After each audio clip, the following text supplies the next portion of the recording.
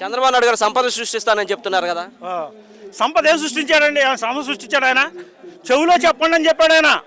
సంపద ఎలా సృష్టించాలో మీరు వచ్చి నాకు చెవులో చెప్పండి అన్నాడు. అంటే ప్రజలంతా పిచ్చోళ్ళు అనేది ఆయన చెప్పే మాటలు వినాలి. ఓటేసేవాళ్ళు ఎలా వేసారో నాకు అర్థం కాల. ఆయన ఆయన ఆయన ఎలా నమ్మారో నాకు అర్థం కాల. నీకు 15,000, నీకు 15,000, నీకు 18,000 ఎవరికి ఇచ్చాడా? ఏమైనా ఇచ్చారా ఎవరికన్నా? అధికారం వాళ్ళ సీఎం అయ్యాడు ఆయన. కరెంట్ బిల్ ఛార్జీలు తగ్గించేస్తానన్నాడు. 2 సార్లు పెంచాడు. ఇప్పటికి 2 సార్లు పెంచాడు కరెంట్ ఛార్జీలు. గ్యాస్ బండ కూడా ఇప్పుడు కేంద్రం పెంచింది అనుకోండి 50 రూపాయలు. ఉచిత గ్యాస్ బండ అన్నాడు.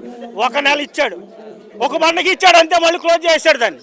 ఈయన ఏ పథకం నడపడో ప్రజలతో మోసం చేసి మేము అది చేస్తాం ఇది చేస్తాం జనాలకు చెప్పి నమ్మించి నీకు 1,500, నీకు 15,000, నీకు 18,000, నువ్వు నిరుద్యోగానికి 3,000 ఇలా అంటే మాయ మాటలు జనానికి చెప్పి ఈ మందు బాబులకి ఏమో రేటు తగ్గిస్తా, మందు బాబులు ఏదో రేటు తగ్గిస్తా అనుకుంటే మందు బాబులకు భారీగా పెంచాడు. బెల్ట్ షాపులు పెట్టాడు.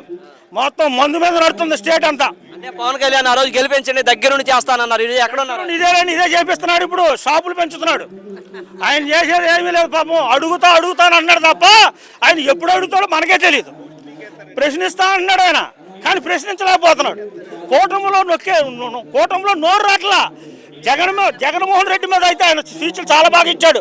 తొక్కేస్తా, నేను పాతాళాలను నొక్కేస్తా అని చెప్పాడు తప్ప ఇక్కడ కూటమిని ప్రశ్నించే గొంతు ఆయనకి లేదు. ఆయనకి అంత కోపం ఎందుకు వచ్చింది?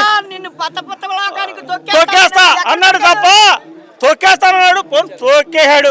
నువ్వు చేసేదాడు చెప్పు జనానికి. కూటమి ప్రభుత్వంలో నువ్వు ఉన్నది ఏంటి? కేంద్రం నుంచో డబ్బులు తెచ్చా రోడ్లు పోతున్నావు తప్ప నువ్వు రెండో విషయం మాట్లాడతాకి లేనే లేదు నీ దగ్గర. సనాతన ధర్మం అన్నావు. ఏ ధర్మం నడుస్తున్నాయి ఇక్కడ? ఒక సామాజిక వర్గానికి నడుస్తుంది, ఒక వర్గం బాగుపడతానికి నడుస్తుంది అంతే తప్ప ఈ కాపురికి 15,000 వచ్చాయి. ఈ బాబుని నమ్ముకున్నందుకు ఆ కాపురికి 15,000 కూడా పోయి. రిజర్వేషన్ అన్నాడు. రేపు డిఎస్సీ చేస్తున్నాడు. వాళ్ళకి కాపులకి ఎంతమంది ఓట్లు ఉద్యోగాలు ఇప్పిస్తాడో చెప్పాలని వర్మ ఎంతో కష్టపడ్డాడు అక్కడ. వర్మను బయటికి వెళ్ళారు అక్కడ.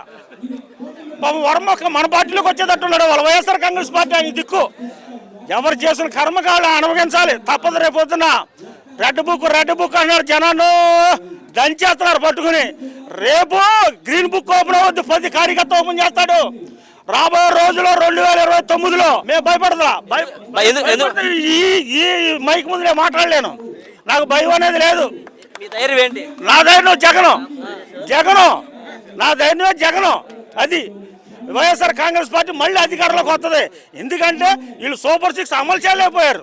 వీళ్ళు దద్దమ్మలని ప్రజలు ఇప్పుడు తెలుసుకున్నారు 10 నెలలకే. వీళ్ళు దద్దమ్మలో వీళ్ళ వల్ల ఏమీ కాదు, వీళ్ళ వల్ల ఏమీ జరగదు అని ఇప్పుడు అర్థం చేసుకున్నారు జనం. రాబోయే రోజుల్లో వచ్చేది వైఎస్ఆర్ కాంగ్రెస్ పార్టీ. మెజార్టీతో మాకు 11 సీట్లు అన్నా వచ్చినాయి, వీళ్ళకి 0. మాకు 11 సీట్లు అన్నా వచ్చినాయి, వీళ్ళకి 0 చూపిస్తారు 29లో ప్రజలు.